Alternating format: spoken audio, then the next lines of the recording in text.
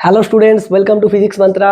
আজকে আমরা পড়বো ক্লাস 11 এর সেমিস্টার 2 এর অবশ্যই ওয়েস্ট বেঙ্গল বোর্ড WBCHSE বোর্ডের তাপ গতিবিদ্যা আমরা স্টার্ট করেছিলাম। তাপ গতিবিদ্যার প্রথম পার্টে আমরা পড়েছিলাম হচ্ছে তাপ গতিবিদ্যার প্রথম সূত্র, তাপ গতিবিদ্যা সংক্রান্ত শূন্যতম সূত্র, মানে বেসিক জিনিসগুলো আমরা শিখেছিলাম এবং তাপ গতিবিদ্যার প্রথম সূত্রের ব্যাখ্যা এইখান পর্যন্ত আমরা পড়েছিলাম। তো আজকে আমরা পড়বো পার্ট 2। দেখতেই পাচ্ছিস পার্ট 2। এখানে কি পড়বো? তাপগতিবিদ্যার প্রথম সূত্রের তাৎপর্য কি, সেখান থেকে অভ্যন্তরীণ শক্তি মানে গ্যাসের গতীয় তত্ত্ব থেকে অভ্যন্তরীণ শক্তির ধারণা কিভাবে এসেছিল সেটা ব্যাখ্যা করব। তার সঙ্গে সঙ্গে তাপগতিবিদ্যার প্রথম সূত্রের কি সীমাবদ্ধতা সেইগুলো জানবো এবং সংস্থা কর্তৃক কৃতকার্যের ধারণা, সংস্থা কর্তৃক কৃতকার্য কি হয়, সংস্থা কর্তৃক মানে সংস্থার দ্বারা কৃতকার্য কি, সংস্থার ওপর কৃতকার্য কি, কিভাবে সেগুলো বার করব এবং তার রিলেটেড যে এন্ট্রান্সে কোশ্চেন দেয় সেইগুলো আমরা দেখব। তো আশা করছি তোরা ভালো আছিস, আমিও ভালো আছি। আবারও বলছি, যারা পার্ট 1 দেখিসনি তারা ইউটিউবে গিয়ে তাপ গতিবিদ্যা বলে সার্চ কর, ফিজিক্স মন্ত্রা সৌরেন স্যার বলে সার্চ কর, তুই পেয়ে যাবি। সেখানে পার্ট 1 দেখে তবেই পার্ট 2 তে আয়, তবে তুই বুঝতে পারবি, আদারওয়াইজ বুঝতে তোর সমস্যা হবে। এবার যার পার্ট 1 কমপ্লিট হয়ে গেছে অন্য জায়গায়, সে এইখানে দেখতে পারিস। তো আবারও বলবো, খাতা পেন নিয়ে বস, তোর মনে হবে লাইভ ক্লাস, কারণ লাইভ ক্লাসের ভিডিওই আমি দিই। তো চল দেরি না করে আজকের ক্লাসে কি কি আছে সেটা স্টার্ট করে দেখি। দেখ, লাস্ট দিন কি বলেছিলাম?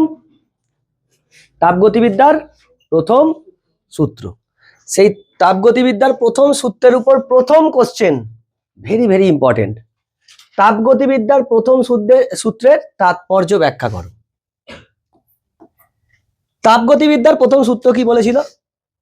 ডিকিউ, যেটা তাপ দেবো সংস্থাকে, সেই তাপের কিছু অংশ নিয়ে অভ্যন্তরীণ শক্তি বৃদ্ধি করবে, তার সঙ্গে সংস্থাটা কিছু কার্য করবে। সংস্থা কার্য করবে যদি আমি তাপ দিই সংস্থাকে, আর সংস্থা থেকে যদি তাপ নিয়ে নিই তাহলে কি হবে?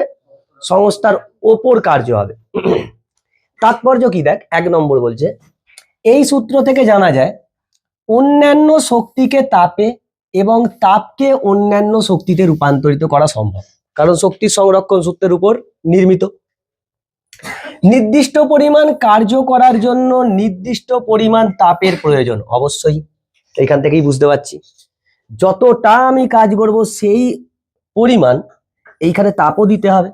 স্যার, বিপরীত ক্রমে নির্দিষ্ট পরিমাণ তাপ পেতে গেলে সর্বদা নির্দিষ্ট পরিমাণ কাজ করা প্রয়োজন। আমি যদি তাপ নিয়ে নিতে চাই তাহলে আমাকে সেই পরিমাণ কার্য করতে হবে, তবেই আমি তাপ নিতে পারবো। তাপ নিয়ে নিলে এটা তখন কি করবে? ডিক্রিজ করে যাবে, কমে যাবে। আর তাপ দিলে কি হবে? এটা ইনক্রিজ করে যাবে। সুতরাং এমন কোনো যন্ত্র আবিষ্কার করা সম্ভব নয় যাতে শক্তি সরবরাহ না করলেও যন্ত্রটি অনন্তকাল কার্য করবে, সম্ভবই নয়। সেই জন্যই তো আমাদের বাইকের ইঞ্জিন, 4 চাকার যে ইঞ্জিন, 4 হুইলারের যে ইঞ্জিন, তুই বাইরে থেকে কি শক্তি সরবরাহ করিস, তার জন্যই কাজ করে। তার জন্য তুই পেট্রোল ফুয়েলকে কি করিস? ফিল করিস। তাপগতিবিদ্যার প্রথম সূত্রটি দ্বারা বস্তুর এমন একটি ভৌত রাশি অভ্যন্তরীণ শক্তি বা অন্তঃশক্তি নির্দেশিত হয়। বিভিন্ন তাপগতীয় প্রক্রিয়ায় শুধুমাত্র কার্য ও তাপ এই দুটিকেই শক্তির দুটি মাত্র রূপ হিসাবে ধরে নিলে শক্তির সংরক্ষণ সূত্রটি লঙ্ঘিত হয়। যদি এটাকে দুটো ধরে নিস তাহলেই কি হবে? শক্তির সংরক্ষণ সূত্র লঙ্ঘিত হয়ে যাবে, মানে শক্তির সংরক্ষণ সূত্র মানবে না। তাই ধরে নেওয়া হয় প্রতিটি অবস্থায় প্রতিটি বস্তুর কিছু পরিমাণ অভ্যন্তরীণ শক্তি থাকে। তাপ ও কার্যের সঙ্গে সঙ্গে প্রতিটি প্রক্রিয়ায় এই অভ্যন্তরীণ শক্তির পরিবর্তনকেও বিবেচনা করলে দেখা যায় শক্তি সব ক্ষেত্রেই সংরক্ষিত থাকে। তাই অভ্যন্তরীণ শক্তি হলো একটি অবস্থার অপেক্ষক, স্টেট ফাংশন। আগের দিন বলেছিলাম না, স্টেট ফাংশন, স্টেট ফাংশন, অবস্থার অপেক্ষক। এটাকে ইউজ করব, একে ইউজ করে বাইরেকার এন্ট্রান্সে বাম্পার বাম্পার কোশ্চেন দেয়, হেভি সুন্দর কোশ্চেন। আর সেকেন্ডে 2 সেকেন্ড 3 সেকেন্ডের মধ্যে কোশ্চেন সলভ হয়ে যাবে। এক অবস্থা থেকে বস্তুর অন্য অবস্থায় রূপান্তরের সময় এই অভ্যন্তরীণ শক্তির পরিবর্তন মধ্যবর্তী পথের উপর নির্ভর করে না। আমি আগের দিন বলেছিলাম স্টেট ফাংশনগুলো কি? Path independent, path independent. যদি আগের দিনের পড়া না পড়ে আসিস, you will feel like you just living in hell. সবকিছু এইখান দিয়ে যাবে যে কি ছিল আগের দিন, কানেক্ট করার ব্যাপার আছে তো, এইটার সঙ্গে এইটার কানেক্ট, এইটার সঙ্গে এইটা কানেক্ট হবে। যদি না পড়ে আসো তাহলে অসুবিধা আছে, হয় তোকে ধরে নিতে হবে ভালো করে পড়াশোনা করবো, নয়তো ভাবতে হবে ওং গঙ্গায় নমঃ, যা হবে দেখা যাবে পরীক্ষায়। পরীক্ষায় গিয়ে এর খাতা ওর খাতা দেখে এই বাম দিকে 5, এই দিকে 5, সামনে 5, পিছনে 5, 20। আর যদি ভালো করে পড়িস প্রচুর নম্বর পাবি। বস্তুর অভ্যন্তরীণ শক্তির উৎস কি? এই যে অভ্যন্তরীণ শক্তির উৎসটা কি, তাপগতিবিদ্যায় সে আলোচনার কোনো প্রয়োজন হয় না। উৎস কোথায়, সেই জন্যই তাপগতিবিদ্যার দ্বিতীয় সূত্র আমরা পড়ব। হয়েছে? মোটামুটি এইখান পর্যন্ত লিখলেই তোর হয়ে যাবে, যে এতটা পর্যন্ত লিখলেই হয়ে যাবে, এই না পর্যন্ত। মানে তুই ধারণাটা দিবি, তো তোকে তো ব্যাখ্যা করতে বলেছে, দুটো পয়েন্টকে জাস্ট ব্যাখ্যা করে দে, বিশাল ইম্পর্টেন্ট। নেক্সট কোশ্চেন কি? নেক্সট কোশ্চেন হচ্ছে গ্যাসের গতীয় তত্ত্ব থেকে অভ্যন্তরীণ শক্তির ধারণা ব্যাখ্যা করো। অ্যাকচুয়ালি অভ্যন্তরীণ শক্তির ধারণা কোথা থেকে এসছে? গ্যাসের গতীয় তত্ত্ব থেকে। এবার স্যার আমরা তো গ্যাসের গতীয় তত্ত্ব এখনো পড়িনি, কিন্তু তোরা পড়েছিস ক্লাস 10-এ। ক্লাস 10-এ গ্যাসের গ্যাসের আচরণ চ্যাপ্টারের শেষের দিকে পড়েছিস, এখানে অনেক কথা ছিল। কোন বস্তুর অণুগুলির গতিশক্তি ও স্থিতিশক্তি দুই থাকে, দেখেছিলাম। অণুগুলির রৈখিক গতি, আবর্ত গতি এবং কম্পন দ্বারা অণুগুলির গতিশক্তি নির্ধারিত হয়। যে কোনো একটা অণু 3 ধরনের মোশন করতে পারে। আপাতত আমরা এতদূর পর্যন্ত জানতে পেরেছি, আরো অন্য ধরনেরও মোশন করতে পারে। আমরা 3টে ধরনের মোশন পেয়েছি। একটা কি? Transitional motion, translational motion, translational motion মানে সরলৈখিক গতি। আর একটা কি? রোটেশনাল মোশন, ঘূর্ণন গতি। আর একটা কি? ভাইব্রেশনাল মোশন মানে কম্পনের মতন গতি, এরকম কম্পন করবে। এখানেও পড়বো। এই 3টের জন্য তার কাছে 3 ধরনের শক্তি থাকবে অণুগুলো বেসিক্যালি। এছাড়াও আরো মোশন করতে পারে, আমরা জানি না এখনো পর্যন্ত। আর অণুগুলির পারস্পরিক দূরত্ব এবং সজ্জা অর্থাৎ আন্তঃক্রিয়া, ইন্টারঅ্যাকশন এর ওপর তাদের স্থিতিশক্তি নির্ভরশীল। অবশ্যই স্থিতিশক্তি কি তাদের মধ্যে? দূরত্বের মধ্যে নির্ভরশীল। কোন বস্তুর অণুগুলির গতিশক্তি এবং স্থিতিশক্তির সমষ্টি হলো তার অভ্যন্তরীণ শক্তি। আপাতত যে কটা শক্তি আমরা জানি সেই কটা শক্তির জন্য আমরা ভাবতে পারি, এছাড়াও শক্তি হতে পারে। সেই জন্য আমরা বলেছি অভ্যন্তরীণ শক্তিকে মাপা যায় না। কারণটাকে মাপতে পারবো, অভ্যন্তরীণ শক্তির পার্থক্যটাকে মাপতে পারবো, কতটা বাড়ছে বা কতটা কমছে সেটাকে মাপতে পারবো। বস্তুকে তাপ দিলে ওই তাপের কিছু অংশ বস্তুর অভ্যন্তরীণ শক্তি অর্থাৎ অণুগুলির গতিশক্তি বৃদ্ধি করতে ব্যয় হয়ে যায়। যখনই তাপ নেয়, তুই একটা গ্যাসকে তাপ দিচ্ছিস, তাপ দিলে কি হবে? তার অভ্যন্তরীণ শক্তি বৃদ্ধি পাবে। অভ্যন্তরীণ শক্তি বৃদ্ধি পাচ্ছে মানে অণুগুলোর গতিশক্তি বৃদ্ধি পায়। তুই পড়েছিলিস গ্যাসের গতীয় তত্ত্বে ক্লাস 10-এ যে গ্যাসের অণুগুলির গতিশক্তি তাদের পরম উষ্ণতার সমানুপাতিক। পড়েছি 3/2, 3/2 কেটি, কে হচ্ছে ধ্রুবক আর টি হচ্ছে কেলভিন স্কেলে পরম উষ্ণতা, মানে কেলভিন স্কেলে উষ্ণতাটাকে নিতে হবে। সেখানে পড়েছিলি, সেখানে প্রমাণ করতে হবে, নেক্সট চ্যাপ্টারে প্রমাণ করতে হবে। এখানে এই কোশ্চেনটা বিশাল ইম্পর্টেন্ট। 2 নম্বর কোশ্চেন গেল। 3 নম্বর কি কোশ্চেন দেয়? তাপগতিবিদ্যার প্রথম সূত্রের সীমাবদ্ধতা কি? সীমাবদ্ধতা কি? তাপ নিজে থেকে উষ্ণ বস্তু থেকে শীতল বস্তুতে গেলেও কখনোই শীতল বস্তু থেকে উষ্ণ বস্তুতে যেতে পারে না। কিন্তু বাচ্চাবেলা থেকে পড়ে আসছিস, তাপ উষ্ণ বস্তু থেকে শীতল বস্তুতেই যাবে, শীতল থেকে উষ্ণ বস্তুতে কোনোদিন যায় না। তার মানে শীতল থেকে তাপ যে উষ্ণ বস্তু থেকে শীতল বস্তুর দিকে যায়, this is a spontaneous process. তুই শীতল বস্তু থেকে উষ্ণ বস্তুতে তাপ নিয়ে যেতে পারবি, তাহলে তোকে নন স্পন্টানিয়াস মানে বিপরীত দিকে যেতে হবে, তাহলে তোকে বাইরে থেকে শক্তি সরবরাহ করতে হবে। ফ্রিজ, এসি, হয়েছে? বাইরে থেকে তোকে শক্তি দিতে হচ্ছে কি না, ইলেকট্রিকে প্লাগ মুজে সুইচ দিচ্ছিস, ইলেকট্রিক শক্তি দিচ্ছিস। যদিও তাপের শীতল বস্তু থেকে উষ্ণ বস্তুতে যাওয়ার ব্যাপারটি তাপগতিবিদ্যার প্রথম সূত্র বা শক্তির সংরক্ষণ সূত্র মেনে চলে, তবু এই ঘটনা বাস্তবে ঘটে না। স্পন্টানিয়াস, স্পন্টানিয়াসের ক্ষেত্রে এটা হবে, নন স্পন্টানিয়াসে সম্ভবই নয়। আবার তাপগতিবিদ্যার প্রথম সূত্রতে প্রযুক্ত তাপের পুরোটাই কার্যে রূপান্তর সম্ভব কিনা বলা নেই। পুরোটাই যে কার্যে সম্পাদিত হবে সম্ভবই নয়।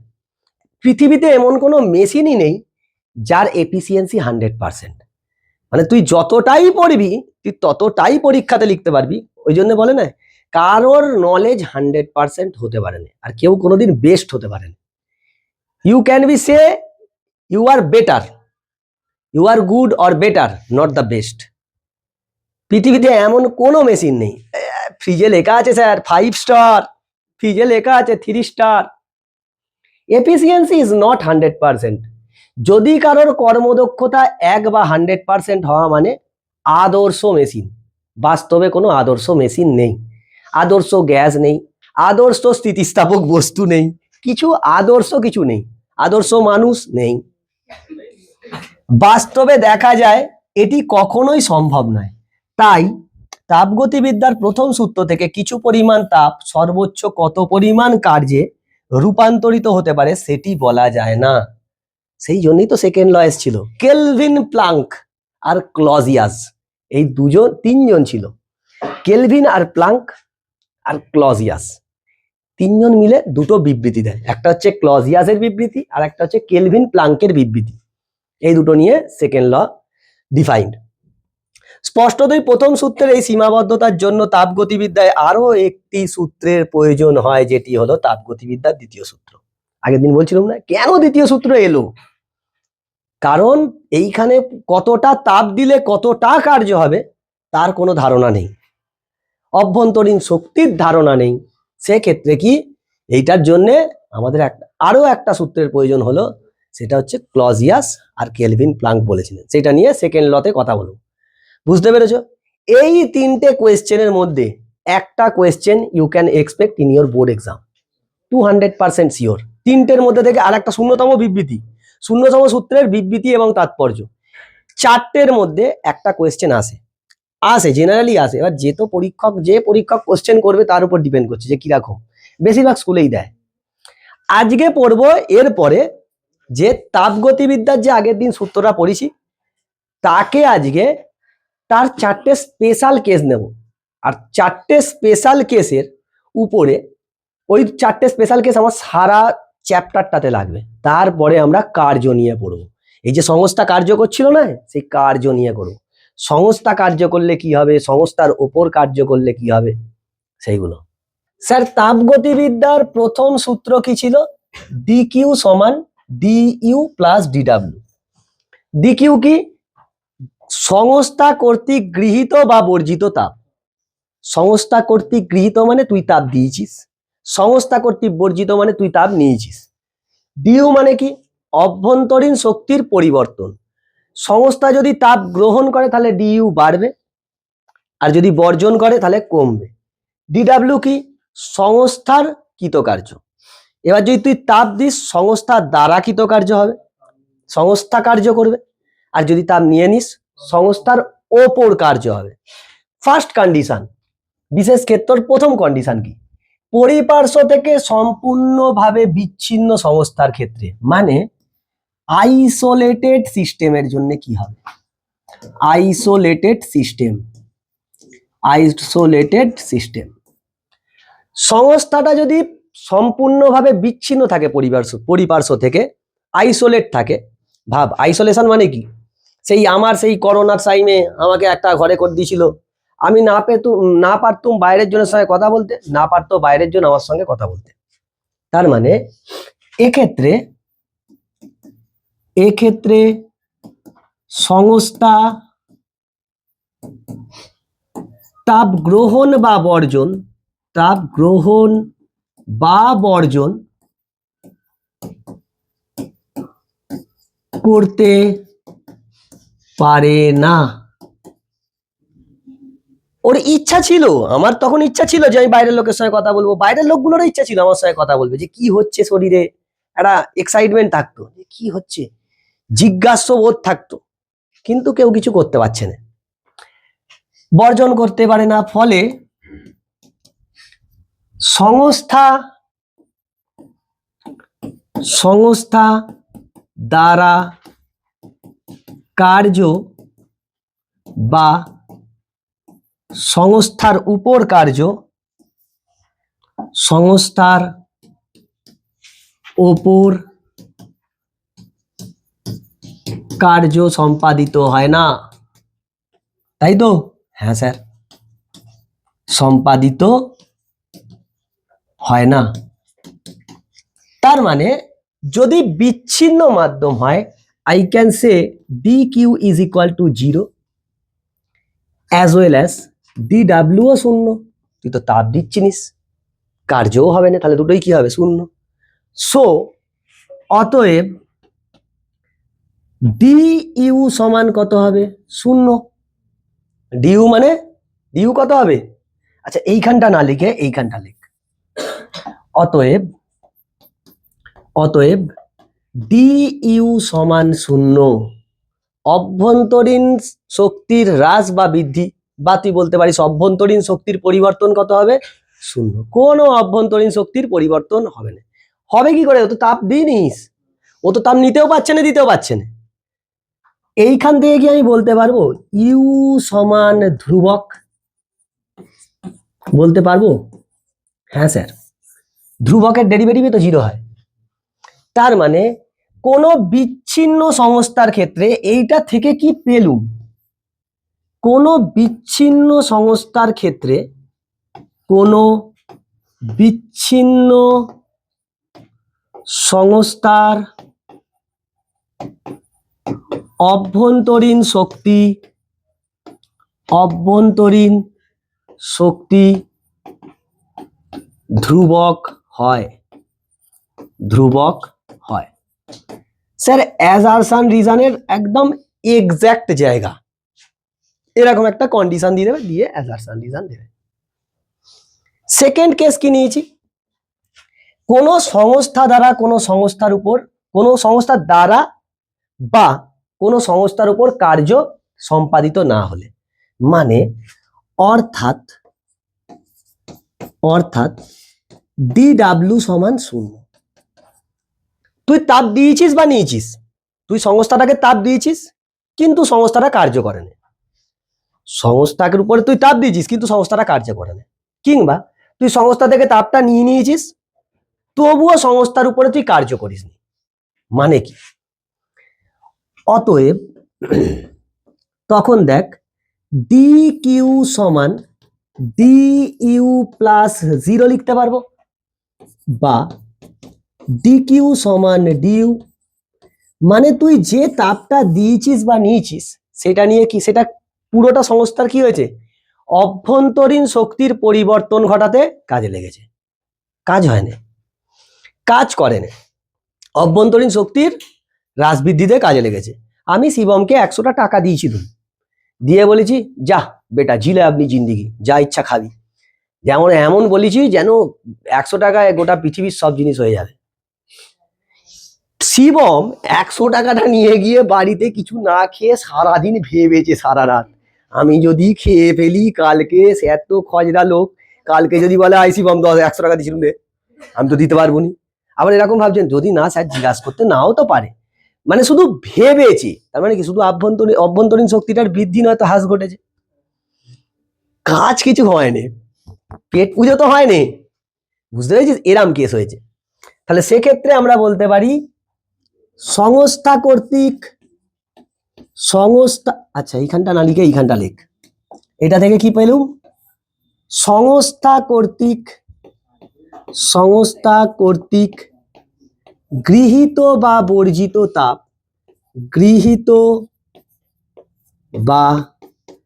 বর্জিত তাপ সংস্থাটির অভ্যন্তরীণ শক্তির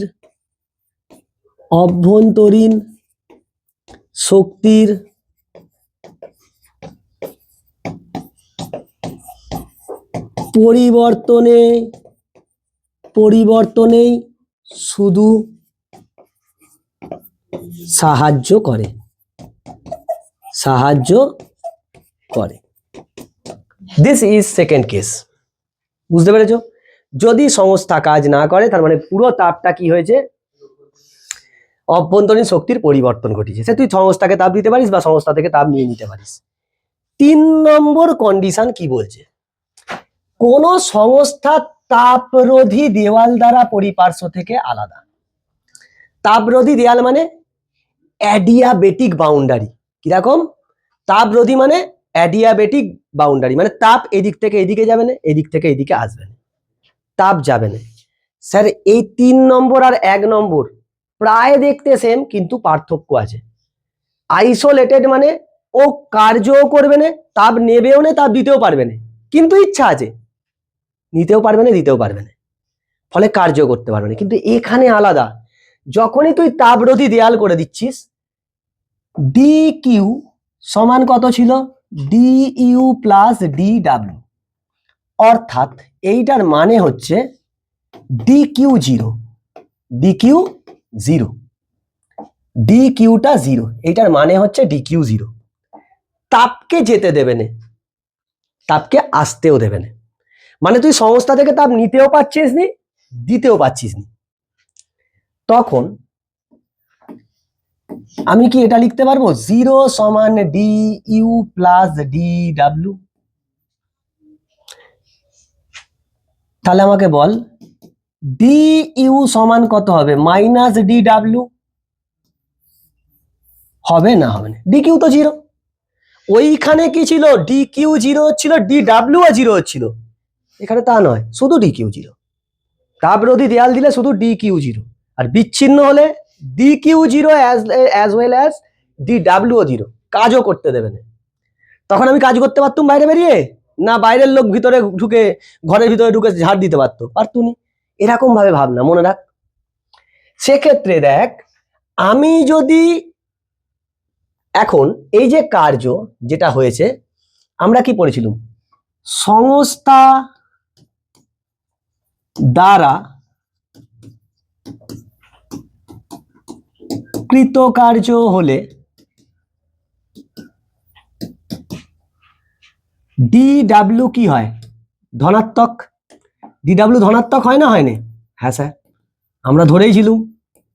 সংস্থা কার্য করলে কি, সংস্থা দ্বারা কার্য করলে কি, ডি ডাব্লিউ পজিটিভ, মানে work done by the system হলে পজিটিভ। তাহলে এই যদি ধনাত্মক হয়, ধনাত্মক ইন্টু ঋণাত্মক কত হবে, ঋণাত্মক। তারপরে ডিইউ তখন কি হচ্ছে, তখন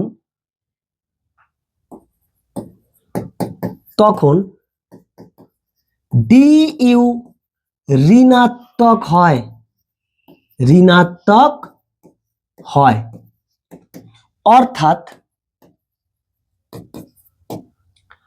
সংস্থার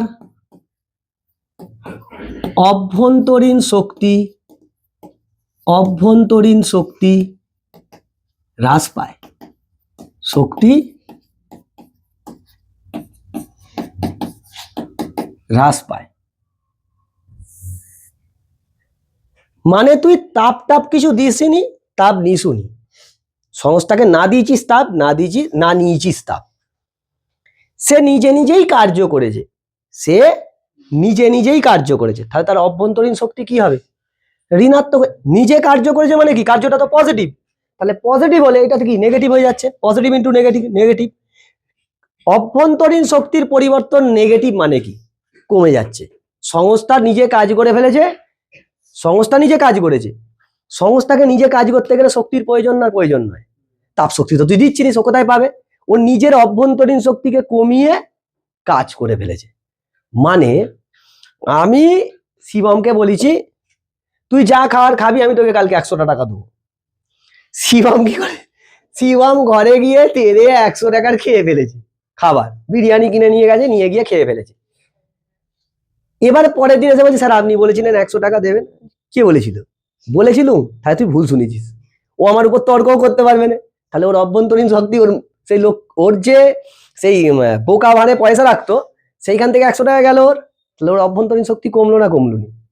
কিন্তু ও কার্য করেছে, বুঝতে পেরেছিস? আর যদি এরকম হয় সংস্থার উপর কার্য হয়েছে, সংস্থার ওপর কৃতকার্য হলে ডিডাব্লিউ কি হবে? ঋণাত্মক।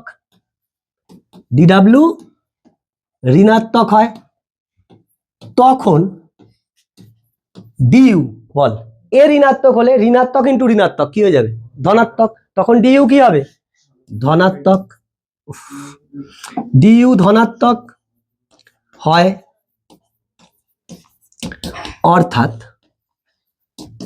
অর্থাৎ সংস্থার অভ্যন্তরীণ শক্তি বৃদ্ধি পায়।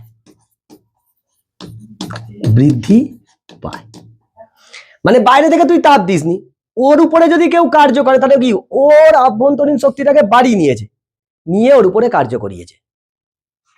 ওর অভ্যন্তরীণ শক্তিটাকে বাড়িয়ে ওর উপরে কার্য করিয়েছে। শক্তি না দিলে কোথা থেকে পাবি? বাইরে থেকে তো শক্তি জিরো, শক্তি তো বাইরে থেকে দিচ্ছিস নি। ওর অভ্যন্তরীণ শক্তিটাকে বাড়িয়ে কমিয়ে কি করবে? অভ্যন্তরীণ শক্তিকে কমালে কি হবে? ও নিজে কার্য করবে। আর অভ্যন্তরীণ শক্তিকে যদি বাড়িয়ে নেয় তাহলে ওর উপর কার্য করাবে। বুঝেছিস না বুঝিনিস? এইটা আর 1 নম্বর সিমিলার কিন্তু আলাদা। তো মনে হচ্ছে সিমিলার, তাপরোধী দেয়াল দিয়েছে, তার মানে অ্যাডিয়াবেটিক বাউন্ডারি, আলাদা জিনিস। ওইখানে ডি কিউও জিরো, ডি ডাব্লিউও জিরো, কিন্তু এইখানে অনলি ডি কিউ জিরো। কার্য হবে, সংস্থা নিজে চায় কার্য করতে, সংস্থা চায় আমার উপরেও কার্য হতে, সংস্থার উপরে কার্য হোক, সংস্থাও চায়। লাস্ট হচ্ছে আবর্ত প্রক্রিয়া হলে, very very very very important. আবর্ত প্রক্রিয়া মানে সাইক্লিক প্রসেস। আবর্ত প্রক্রিয়া ঘটলে this is for the cyclic process. এখন সাইক্লিক প্রসেস হলে কি হয়? ডিইউ জিরো হয়ে যায়, ডিইউ শূন্য হয়। কেন? সাইক্লিক প্রসেস মানে যে জায়গা থেকে শুরু করেছিল আবার ঘুরে ফিরে সেই জায়গায় ফিরে এসেছে, তাহলে একটা নিশ্চয়ই পথের ব্যাপার আছে। এবার এই অভ্যন্তরীণ শক্তি কি ছিল? ই তো স্যার স্টেট ফাংশন ছিল, ছিল না ছিল নি? হ্যাঁ স্যার, এই মাত্র বললেন। স্টেট ফাংশন গুলো পাথের উপর নির্ভর করে না, তার মানে এ শূন্য হয়ে যাবে। সাইক্লিক প্রসেসের জন্য ডিইউ কত হয়? শূন্য। অতএব ডি কিউ সমান কি হবে? ডিডাব্লিউ। অর্থাৎ তুই যতটা তাপ দিবি ততটাই কি হবে? কার্যে রূপান্তরিত হবে। এক্ষেত্রে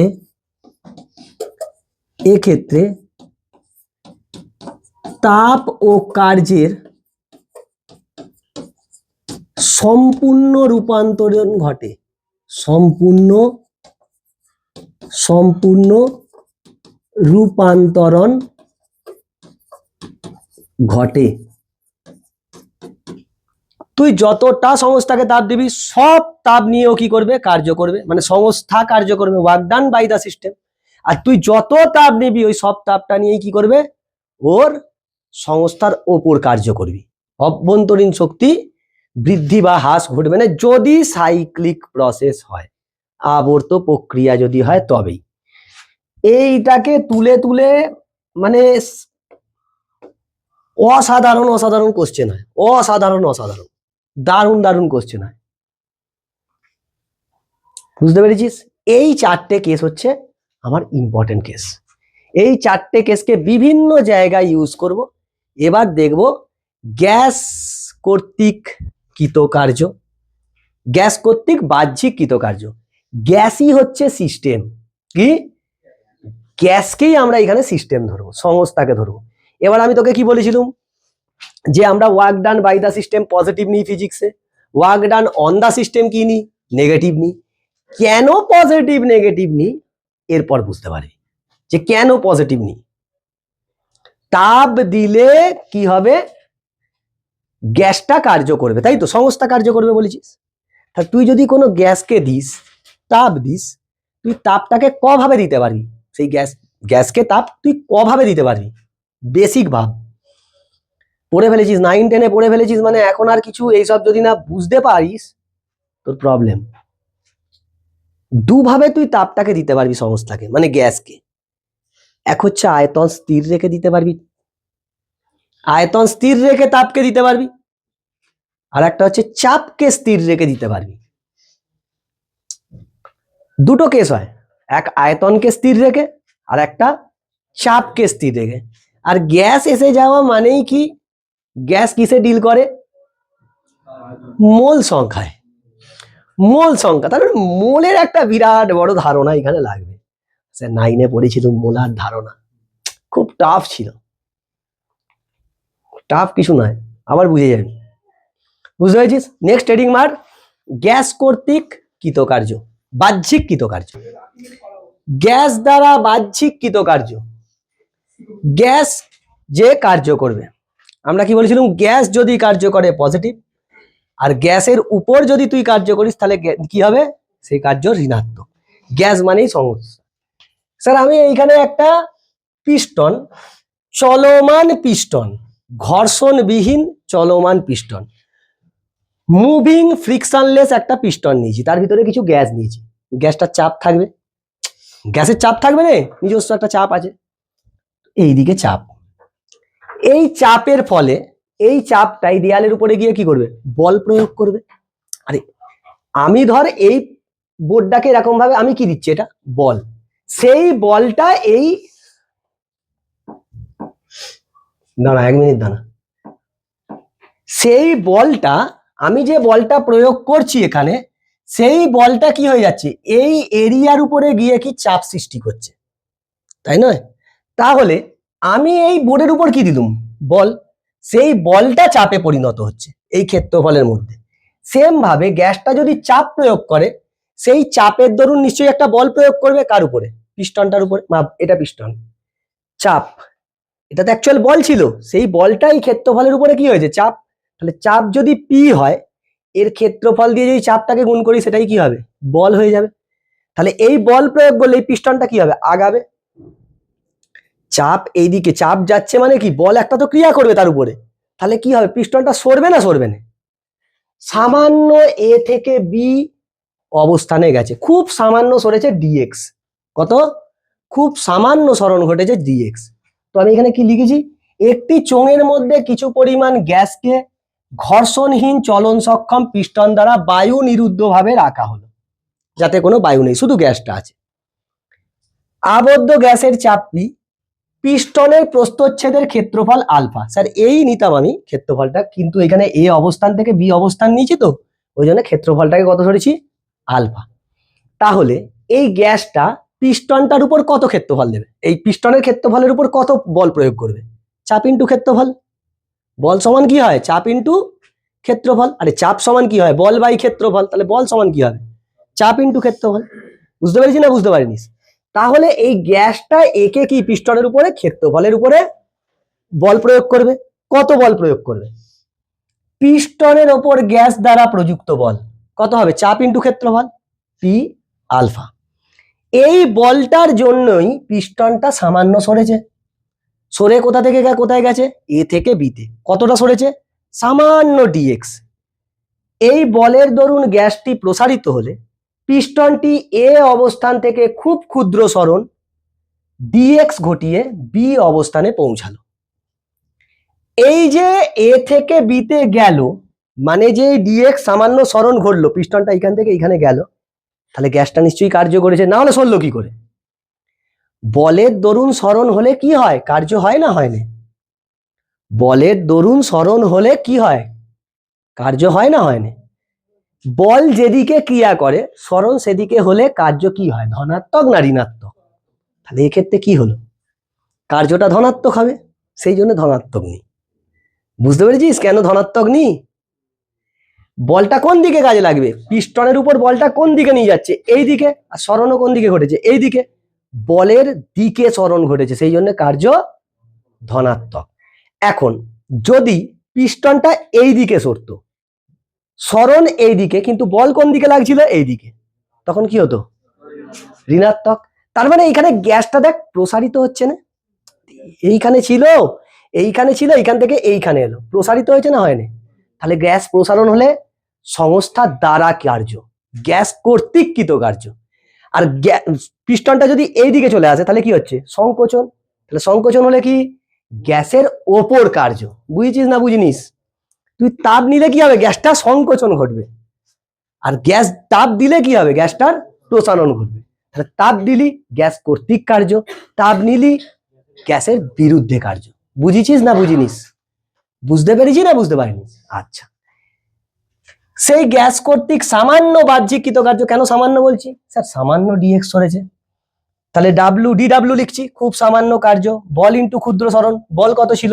পি আলফা, পি আলফা, সরণ ডিএক্স। এবার দেখ ডি ডাব্লু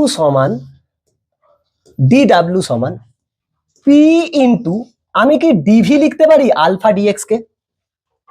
কেন স্যার? কেন স্যার? এর প্রস্থচ্ছেদের ক্ষেত্রফল আলফা, ভাব প্রস্থচ্ছেদের ক্ষেত্রফলটা আলফা, সরেছে কতটুকু? ডিএক্স। ডিএক্স মানে কি? সরণ, মানে দূরত্ব। দূরত্ব ইন্টু ক্ষেত্রফল কি হয়? আয়তন। আরে ক্ষেত্রফল ইন্টু দৈর্ঘ্য কি হয়? আয়তন। তোর কি এটা আয়তন ছিল? এটা আয়তন বৃদ্ধি। কতটা আয়তন বৃদ্ধি পেয়েছে? গ্যাসটা বেড়েছে, তার মানে কি? আয়তন বৃদ্ধি পেয়েছে। আর যদি গ্যাসটা সংকোচন হতো তাহলে কি হতো? আয়তন হ্রাস পেত। তার মানে এইখান থেকে আমি লিখতে পারবো পিডিভি, যেখানে ডিভি হলো আয়তনের পরিবর্তন, আয়তনের পরিবর্তন, আয়তনের পরিবর্তন। বুঝতে পেরেছি না বুঝতে পারিনি? এবার দেখ, যখনই গ্যাসটা প্রসারণ হবে ডিভি কি হবে? পজিটিভ, তখন কি ডিডাব্লিউ কি হয়ে যাবে? পজিটিভ। আর যখন আয়তন হ্রাস পাবে ডিভি কি হবে? ঋণাত্মক। অটোমেটিক ডিডাব্লিউ ঋণাত্মক হচ্ছে না? তাহলে অতএব গ্যাস কর্তৃক মোট কৃতকার্য, গ্যাস কর্তৃক মোট কৃতকার্য, মোট কৃতকার্য অবশ্যই বাহ্যিক, W is equal to integration DW. মোট মানে কি? এটাই তো লিখতে পারবো, আরো ভালো করে লেখ এনে, ডাব্লিউ মোট integration DW, DW DW DW গুলোকে ইন্টিগ্রেট করে দিলাম, যোগ করলুম। কোথা থেকে কোথা স্যার? কোথা থেকে কোথা? যদি গ্যাসটির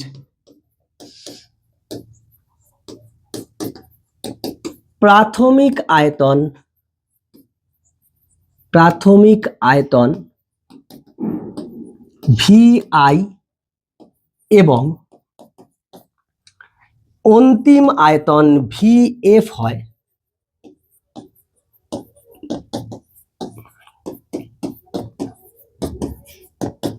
তবে ডাব্লু মোট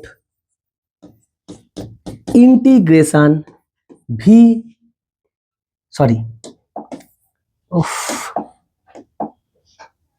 পিডিভি কোথা থেকে কোথা?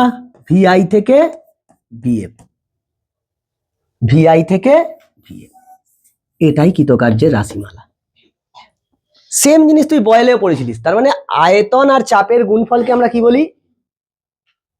চাপ আর আয়তনের গুণফলকে আমরা কি বলি? কার্য।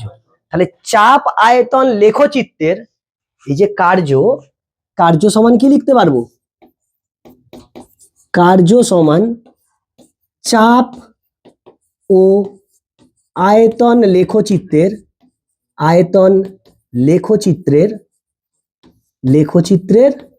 ক্ষেত্রফল।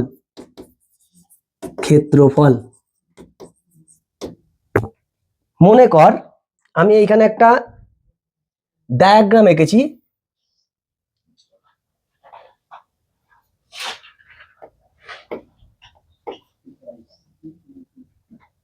এখানে একটা ডায়াগ্রাম এঁকেছি, মনে কর এটা সি, এটা ডি, কোনো একটা গ্যাস এরকম ভাবে গেছে। তাহলে দেখ, আমি যদি বলি এই গ্যাসটা কত কৃতকার্য করেছে। কৃতকার্য কি হবে বল? কৃতকার্য ইজ ইকুয়াল টু, আমি এই অংশটার ক্ষেত্রফল বার করলেই হয়ে যাবে না? ABCD অঞ্চলের ক্ষেত্রফল, ABCD অঞ্চলের ক্ষেত্রফল, অঞ্চলের ক্ষেত্রফল। এক্ষেত্রে তোর ক্ষেত্রফলটা বার করা মুশকিলের ব্যাপার, আদারওয়াইজ তো বার করা যাবে। যদি কোনো জ্যামিতিক চিত্র দেয়, ত্রিভুজ দিল, আয়তক্ষেত্র দিল, বর্গক্ষেত্র দিল, চতুর্ভুজ দিল, ট্র্যাপিজিয়াম দিল, সেগুলো বার করে নিতে পারবো। এইটা বুঝেছিস না বুঝিনিস? তাহলে গ্যাস কর্তৃক কৃতকার্য কি হবে? গ্যাস কর্তৃক বাহ্যিক কৃতকার্য, যদি গ্যাসটা প্রসারিত হয় কৃতকার্য পজিটিভ হবে। কি হবে? ইন্টিগ্রেশন পিডিভি, ইন্টিগ্রেশন চাপ ইনটু আয়তনের পরিবর্তন। যদি গ্যাস প্রসারিত হয় ডিভি পজিটিভ, তখন কি গ্যাস কৃতকার্য করছে, মানে গ্যাসটা প্রসারিত হয়েছে। যদি ডিভি নেগেটিভ হয় তার মানে গ্যাসটা সংকোচন হচ্ছে, আয়তন কমে যাচ্ছে, তখন কি তুই সংস্থাটার উপরে কার্য করেছিস, তুই কাজ করে তার আয়তনকে কমিয়ে দিয়েছিস, সংকুচিত করে দিয়েছিস গ্যাসটাকে। বুঝতে পেরেছিস? আর যদি গ্রাফ থাকে তাহলে এইটা আমি লিখতে পারবো। এই হচ্ছে গ্যাস কর্তৃক বা সংস্থা কর্তৃক বাহ্যিক কৃতকার্য। এবার এখান থেকে কিছু পয়েন্টস লিখবো যেগুলো ইম্পর্টেন্ট, আমার বাইরেকার জায়গায় কাজে লাগবে। স্যার নোটস বলে হেডিং মারো, নোটস মানে এইখান থেকে কি কি শিখলুম সেগুলো আমি একটা জায়গায় লিখে রাখবো। প্রথম হচ্ছে W is equal to integration PDV. কে বকছিস? হ্যাঁ, ভালো লাগছে না তো, অনেকক্ষণ হয়ে গেছে না। ইন্টিগ্রেশন পিডিভি, এটা পেয়েছিস, 1 নম্বর দিতে হবে না, এটা পেয়েছি আমি। আর কি পেয়েছি? এবং কার্য সমান চাপ আয়তন লেখচিত্রের ক্ষেত্রফল।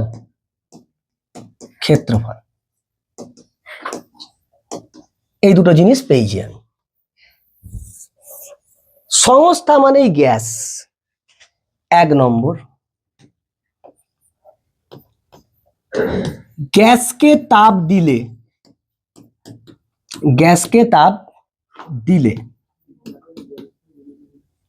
গ্যাসকে তুই তাপ দিচ্ছিস, গ্যাস কর্তৃক গৃহীত তাপ কিউ পজিটিভ। গ্যাস প্রসারিত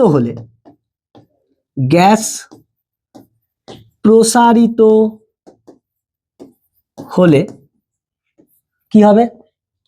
ডিভি পজিটিভ।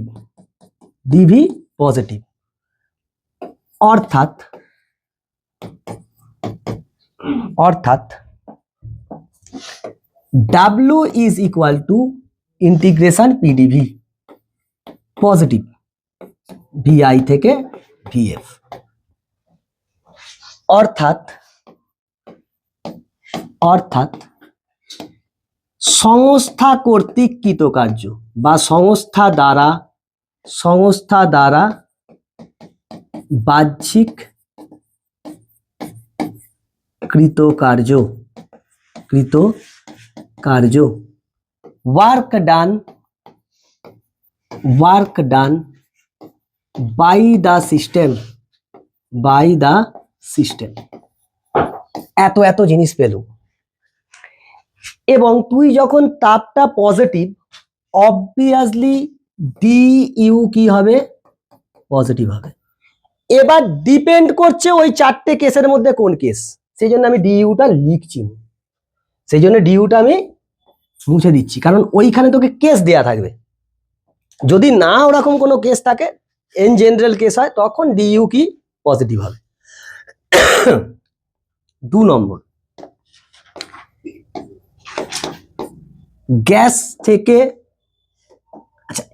গ্যাসকে তাপ দিলে, এটা লেখ গ্যাস কর্তৃক গৃহীত তাপ। আরো সুন্দর হলো ব্যাপারটা, গৃহীত তাপ বা গ্যাসকে তাপ দিলে গ্যাস কর্তৃক বর্জিত তাপ, কিউ তখন হবে নেগেটিভ। তখন গ্যাস কি হবে? গ্যাস সংকুচিত হলে ডিভি কি হবে? নেগেটিভ। অর্থাৎ W is equal to minus integration PDV, VI থেকে ভিএফ। অর্থাৎ সংস্থার উপর বাহ্যিক কৃতকার্য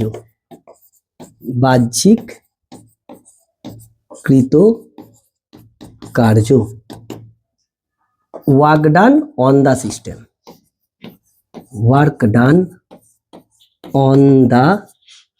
সিস্টেম, আলটিমেটলি জিনিসটাও ঠিক থাকতো। কেন বলতো? এ নেগেটিভ, এইখানে ইন জেনারেল কি হবে? ডিইউ কি হবে? নেগেটিভ। এইখানে ইন জেনারেল ডিইউ কি হবে? পজিটিভ। আচ্ছা ডি কিউ করে দে, আরো সুন্দর দেখতে লাগবে। এটা পজিটিভ, বাম দিকটা পজিটিভ, ডান দিকটাও কি পজিটিভ প্লাস পজিটিভ ম্যাচ। বাম দিকটা নেগেটিভ, ডান দিকটা নেগেটিভ আর নেগেটিভ, অ্যাট দ্য এন্ড কত হয়ে যাবে? সেই নেগেটিভই থাকছে, সব মিল খাচ্ছে। এবার এই অনুযায়ী আমাদেরকে কিছু প্রসেস পড়তে হবে। একটা হলো এক্সপ্যানশন, একটা হলো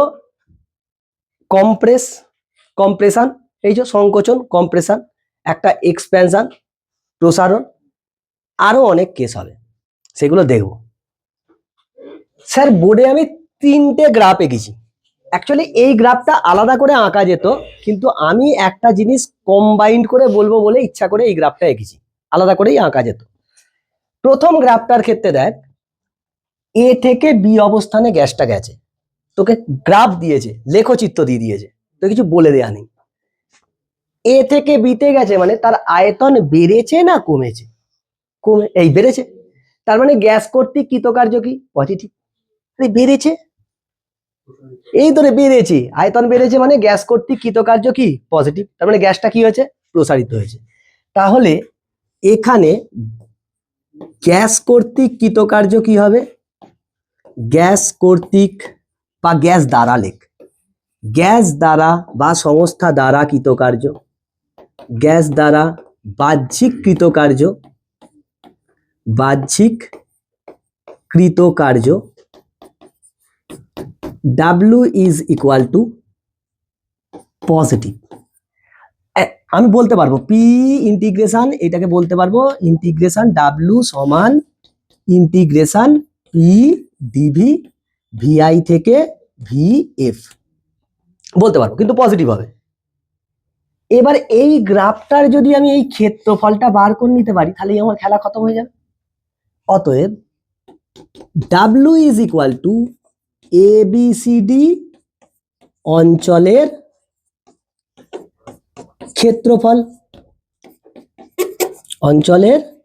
ক্ষেত্রফল, মানে গ্যাসটা কি হয়েছে? প্রসারিত হয়েছে। আর যদি এই দিকে থাকতো, মানে সাইনটা যদি এই দিকে থাকতো, সংকোচন ঘটেছে, তখন এটা কি হতো? মাইনাস। একই করতুম, ক্ষেত্রফলটাই করতুম মাইনাস। এইখানে দেখ, ওয়াই অ্যাক্সিসের দিকে কি আছে? চাপ। এক্স অ্যাক্সিসের দিকে কি আছে? আয়তন। আয়তন আছে মানে দেখ, এর আয়তন কোনো পরিবর্তিত হয় না। এই যে এইটার সমান স্ট্রেট লাইন মানে কি? এর কোনো আয়তন এই দিকেও হয় না, এই দিকেও হয় না, মানে গ্যাসটা না হয়েছে সংকুচিত, না হয়েছে প্রসারিত, মানে আয়তন স্থির।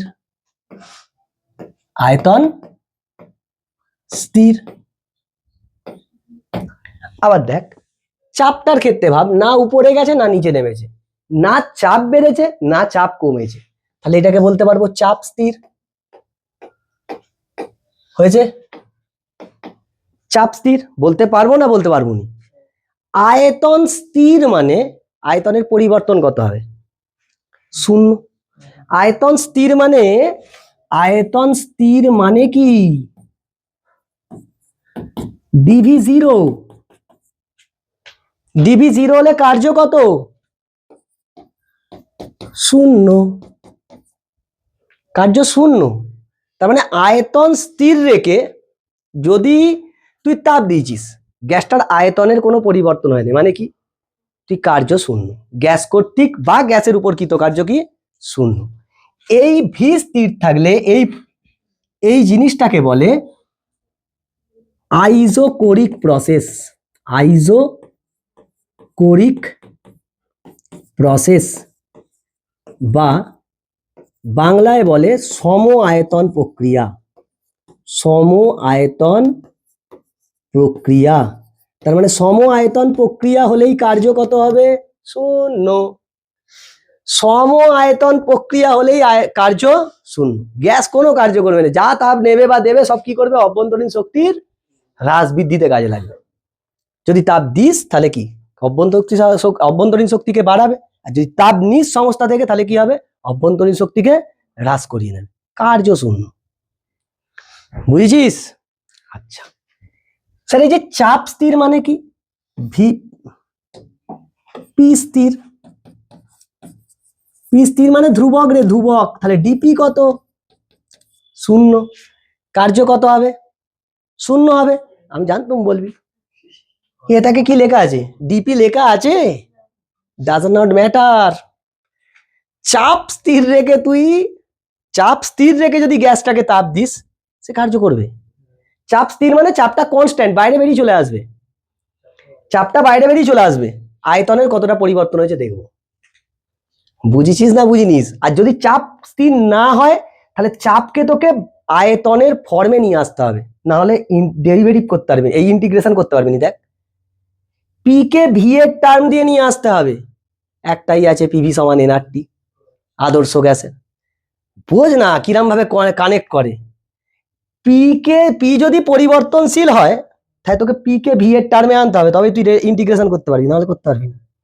পিভি সমান এনআরটি, তাহলে পি সমান কত হবে NRT by V, N constant R constant, T যদি কনস্ট্যান্ট হয় ভালো, না হলে আবার টি কে আবার ভি এর টার্মে নিয়ে আসতে হবে, সেটা নেক্সট দিন বলবো। তারও ওষুধ আছে, সবের ওষুধ আছে, মাথার যন্ত্রণা পেটের যন্ত্রণা সবের ট্যাবলেট আছে। পি স্থির হলে কিন্তু কার্য হতেই পারে, কিন্তু আয়তন স্থির হলে আইজোকোরিক বা সম আয়তন প্রক্রিয়ায় কার্য শূন্য হবেই। এটাকে বলবো, এই কন্ডিশনটাকে আমরা বলবো আইজোবারিক প্রসেস। কি বলবো? আইজোবারিক প্রসেস বা সমচাপ প্রক্রিয়া, সমচাপ প্রক্রিয়া। এখন অনেকের মনে কোশ্চেন জেগেছে, স্যার প্রথমটার কোনো প্রক্রিয়ার নাম নেই? হ্যাঁ স্যার আছে, ওকে লেখ প্রসারণ প্রক্রিয়া বা সংকোচন প্রক্রিয়া। প্রসারণ হলে প্রসারণ প্রক্রিয়া, সংকোচন হলে সংকোচন প্রক্রিয়া। লাস্ট, তার মানে আয়তন স্থির থাকলে কার্য শূন্য হবে, চাপ স্থির থাকলে আয়তন শূন্য হতেও পারে না হতে পারে, মানে হবেই না, আয়তন শূন্য হবে না। লাস্ট কেসটা দেখ, এ থেকে বিতে গেছে একবার 1 নম্বর পথে, আর বি থেকে এ তে এসছে। কোথা থেকে শুরু করেছিল রোহিত? এ থেকে শুরু করেছিল, কোথায় এসেছে ঘরের ছেলে ঘরে ফিরে এসেছে, সাইক্লিক প্রসেস নয়? হ্যাঁ স্যার, তার মানে এটা হচ্ছে আবর্ত প্রক্রিয়া বা আবর্ত প্রক্রিয়া বা সাইক্লিক প্রসেস, সাইক্লিক প্রসেস। তাহলে দেখ আমি এইখান থেকে একটা লাইন টানলুম, এই ভি অক্ষের উপর এইখান থেকে একটা লাইন টানলুম, মানে পয়েন্টগুলোকে ম্যাচ করাচ্ছি জাস্ট। এইটাকে নাম দিলুম সি, এটাকে নাম দিলুম ডি, এটা ভিআই, এটা ভিএফ হয়েছে। তাহলে প্রথম প্রক্রিয়াটা কি হয়েছে? প্রসারণ। প্রথমে দেখ আয়তন বেড়েছে, আর দ্বিতীয়টাতে আয়তন কমেছে, তাহলে যতটা বেড়েছে ততটা কমেছে, কার্য কত ওরা মনে হয়, বুঝেছো? ওরা মনে হয়, কারণ কার্যকে কি বলেছিলুম পথ অপেক্ষক, পাথ ফাংশন, পাথের উপর ডিপেন্ড করবে। প্রক্রিয়াটা কি আবর্ত। সাইক্লিক প্রসেসের জন্য অভ্যন্তরীণ শক্তি কি ছিল? পরিবর্তন শূন্য। ডিউ সমান শূন্য। এইটা বলতে পারবো যে অভ্যন্তরীণ শক্তির যতটা বৃদ্ধি ঘটেছে ততটাই হ্রাস ঘটেছে। যতটাই অভ্যন্তরীণ শক্তির বৃদ্ধি ঘটেছে 1 নম্বর পথে, 2য় নম্বর পথে ঠিক ততটাই অভ্যন্তরীণ শক্তির হ্রাস ঘটবে। তাহলে স্যার কার্য করেছে, কার্য করেছে। তাহলে এই রকম সাইক্লিক প্রসেসের ক্ষেত্রে কার্য সমান কার্য, ডাব্লিউ সমান, দেখ আমি যদি বলি 1 নম্বর প্রসেসে কতটা কার্য করেছে, এই অঞ্চলের ক্ষেত্রফল, আর 2 নম্বরে কতটা করেছে, এই অংশটার ক্ষেত্রফল। ভালো করে বোঝ, 1 নম্বর মানে এই পুরোটা করেছে, পুরোটা 1 নম্বর প্রসেসে পুরোটা কার্য করেছে, পুরোটা মানে এই থেকে এই পুরোটা। আর 2 নম্বরে কতটা করেছে, শুধু এইটুকু, বাদ দিলেই হয়ে যাবে না? তার মানে A1 BCD অঞ্চলের ক্ষেত্রফল, অঞ্চলের ক্ষেত্রফল মাইনাস A2BCD অঞ্চলের ক্ষেত্রফল, ক্ষেত্রফল। বুঝেছিস না বুঝিনিস? তাহলে সাইক্লিক প্রসেসে কার্য কি হবে? এইটার মাইনাস, আরেকটু ভাব, শুধু এইটুকুনি অঞ্চলের ক্ষেত্রফল বার করলেই তো হয়ে যেত। আরে এই গোটাটা থেকে এইটা বাদ দিলে তো এইটাই পড়ে থাকবে, তাই নয়? আচ্ছা, তাহলে এইটুকুনি অঞ্চলের ক্ষেত্রফল। এবার স্যার কৃতকার্যটা কি হবে? মানে এইখানে কার্য যদি বেশি হয় আর এইখানে যদি কার্য কম হয়, তাহলে এইটা প্লাস এইটা মাইনাস, কারণ এখানে সংকোচন এখানে প্রসারণ। এটা +10 এটা -8, তখন কত হবে? 2। তখন +2। আর যদি এইটা -8 আর এইটা 8 আর এটা -10, তখন কি হবে? -2। বার করতে হবে, তো অশান্তির শেষ নেই। বাইরেকার নিটে ভরে ভরে এতে কোশ্চেন আছে, চলায় তোর বইয়েতেও কোশ্চেন দেয়া আছে। একটা উদাহরণ নে তাহলেই হয়ে যাবে। এইখান থেকে একটা সূত্র খালি ম্যাট ফিনিশ নিপিস্টিক রেখে দেবো। বলছে এইদিকে চাপ নিয়েছি আর এইদিকে আয়তন নিয়েছি, এরকম ঘটেছে জিনিসটা এরকম ঘটেছে। ভাব এরকম জিনিসটা ঘটেছে, A B C এরকম এরকম, এই গেছে এই গেছে এই গেছে, তার মানে ঘরের ছেলে ঘরে ফিরে এসছে, সাইক্লিক প্রসেস। এসি পথে কার্য কত? 0, সম আয়তন নয়। বিসি পথে কত? সিবি পথে বেড়েছে, বিএ পথে কমেছে। আমি এইটুকুনির ক্ষেত্রফল বার করতে পারবো না? পারবো। হাফ ইন্টু ভূমি ইন্টু উচ্চতা, হাফ ইন্টু ভূমি ইন্টু উচ্চতা। তখন আমি এরকম ভেবে নেবো, তোকে এখানে তো ভ্যালু দেয়া থাকবে, তোকে ভ্যালু দেয়া থাকবে না? অবশ্যই ভ্যালু দেয়া থাকবে। মনে কর এটা 4, এটা 6, এটা 8, এটা 10। এই অঞ্চলটার ক্ষেত্রফল কত হবে? হাফ ইন্টু ভূমি ইন্টু উচ্চতা। চল, হাফ ভূমি আমি এই দিকের সাপেক্ষে ধরছি, কত? 2। উচ্চতা এই দিকের সাপেক্ষে 2, তার মানে 2 আসবে। 2 জুল, 2 জুল। স্যার পজিটিভ না নেগেটিভ? একদম, ক্লকওয়াইজ ঘুরলেই পজিটিভ, ক্লকওয়াইজ যদি ঘোরে তাহলে কি হবে? পজিটিভ।